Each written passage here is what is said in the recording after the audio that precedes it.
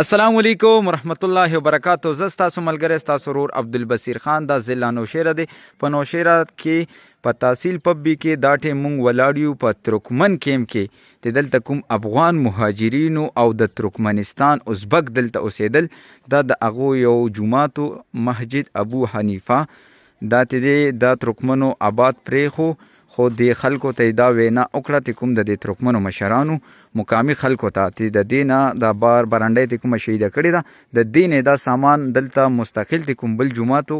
وایي دا هغه له یوسئ او دلته کوم مالک مکان دی د دې ځای مالک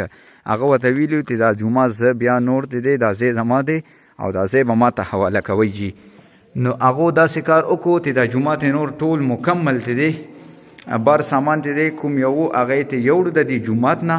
او مستقل دلته کوم بل جوماتو هغه حواله کو د ترکمنو مشر دا وینا کړې وه او دلته بالکل مقامي خلکو مو دا خبره وکړه چې دې نه کوم سامان ته تللی دی دا وګورئ د بجلی فټینګ د بجلی پکې یو پی ایس وغیره ته دې جومات کې څومره سامانو دا بار برنډه ته شهیده شوې ده دلته مستقل بل جومات ته دا سامان ورکړو. نو د دو ترکمنو یو ښېګړه دا وکړه چې بالکل ډېر پښتانه خلک وختله،